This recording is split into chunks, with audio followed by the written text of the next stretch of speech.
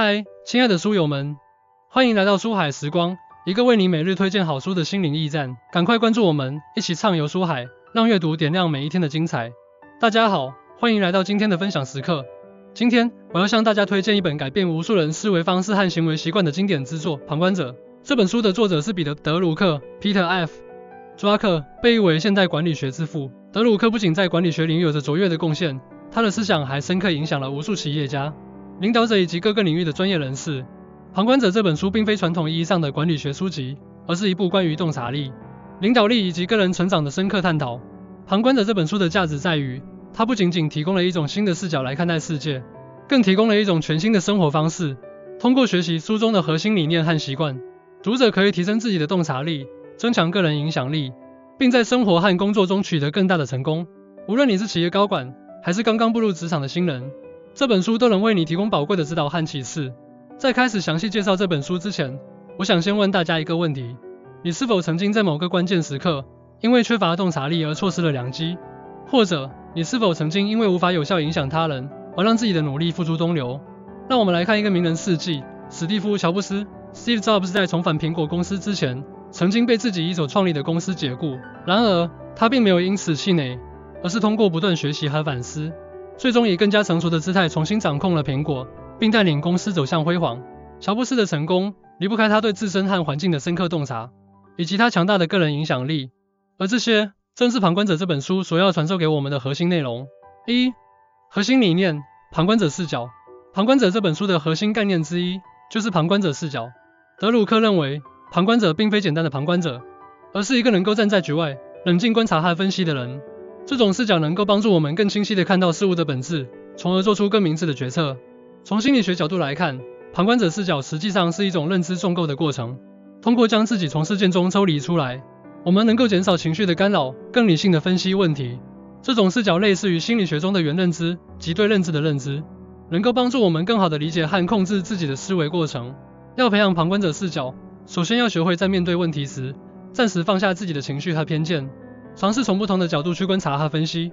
例如，在工作中遇到冲突时，可以尝试站在对方的立场上思考问题，这样不仅能更好地理解对方的观点，也能找到更有效的解决方案。德鲁克在书中写道，旁观者并非冷漠的观察者，而是一个积极的参与者。他不仅看到事物的表面，更能洞察其背后的真相。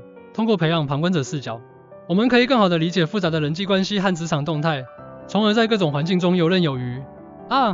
习惯1：积极倾听。积极倾听是旁观者中提到的第一个重要习惯。德鲁克认为，真正的倾听不仅仅是听到对方说的话，更是理解对方话语背后的情感和意图。积极倾听基于心理学中的共情理论，即通过理解和感受他人的情感，来建立更深层次的联系。积极的倾听者能够通过非语言信号，如眼神交流和肢体语言，来表达对说话者的关注和理解。要实践积极倾听，首先要做到全神贯注，避免分心。在对话中，可以通过复述对方的话来确认自己的理解，并适时提出开放性问题，以鼓励对方进一步表达。例如，在会议中，积极倾听可以帮助我们更好地理解同事的想法，从而促进更有效的合作。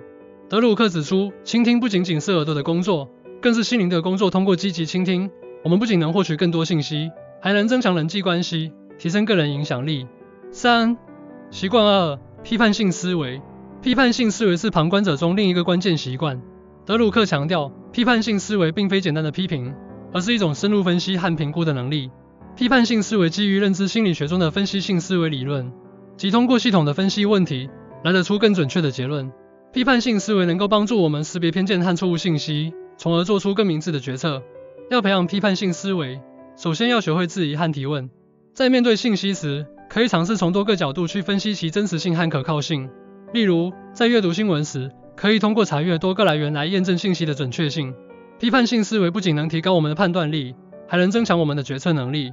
德鲁克写道，批判性思维是现代社会中不可或缺的技能。它不仅能帮助我们识别谎言和误导，还能让我们在复杂的环境中保持清醒。通过实践批判性思维，我们可以更好地应对信息爆炸带来的挑战。4. 习惯3：有效沟通。有效沟通是旁观者中提到的第3个重要习惯。德鲁克认为，有效的沟通不仅仅是传递信息，更是建立联系和达成共识的过程。有效沟通基于心理学中的沟通模型，即信息的发送者、接收者和媒介之间的互动。要实现有效沟通，需要注意语言的清晰性、情感的共鸣以及信息的准确性。要实践有效沟通，首先要做到语言简洁明了，避免使用过于复杂的词汇和句式。在表达观点时，可以通过讲故事或举例子的方式来增强说服力。例如，在演讲中，有效的沟通技巧可以帮助我们更好地吸引听众的注意力，并传达我们的核心信息。德鲁克指出，沟通是领导力的基石，没有有效的沟通，就无法建立信任和合作。通过实践有效沟通，我们可以更好地影响他人，实现共同的目标。5. 习惯4：自我反思。自我反思是旁观者中第4个关键习惯。德鲁克强调，自我反思不仅仅是回顾过去，更是为未来做准备的过程。自我反思基于心理学中的自我调节理论，即通过反思和调整来优化自己的行为和决策。自我反思能够帮助我们识别自身的优点和不足，从而制定更有效的行动计划。要实践自我反思，首先要养成定期回顾的习惯。在每天结束时，可以花几分钟时间回顾一天的经历，思考哪些地方做得好，哪些地方需要改进。例如，在工作中，定期的自我反思可以帮助我们更好地总结经验教训，提升工作效率。德鲁克写道，自我反思是个人成长的关键，没有反思就没有进步。通过实践自我反思，我们可以不断优化自身的行为和决策，实现更大的成功。6. 习惯5：影响力提升。影响力提升是旁观者中最后一个重要习惯。德鲁克认为，影响力不仅仅是权力和地位的表现，更是一种通过行动和决策来改变他人行为和态度的能力。影响力提升基于心理学中的社会影响力理论，即通过理解他人的需求和动机，来有效地影响他们的行为。影响力提升能够帮助我们更好地建立人际关系，实现个人和团队的目标。要提升影响力，首先要做到言行一致，树立良好的榜样。在与人交往中，可以通过分享自己的经验和见解，来赢得他人的信任和尊重。例如，在团队管理中，强大的影响力可以帮助我们更好地激励团队成员，实现更高的绩效。德鲁克指出，影响力是领导力的核心，没有影响力就无法引领他人。通过提升影响力，我们可以更好地实现个人和团队的目标，创造更大的价值。通过以上对《旁观者》这本书的介绍，我们可以看到，德鲁克为我们提供了一种全新的视角和生活方式。书中提到了核心理念和重要习惯，不仅能帮助我们提升洞察力，还能增强个人影响力，在生活和工作中取得更大的成功。我强烈建议大家认真阅读《旁观者》这本书，并将其中的理念和习惯应用到实际生活中。无论你是企业高管，还是职场新人，这本书都能为你提供宝贵的指导和启示。记住，洞察力和影响力并非一蹴而就，而是需要不断的学习和实践。让我们从现在开始，勇敢地迈出第一步，成为一个真正的旁观者，一个能够洞察世界、影响他人的卓越个体。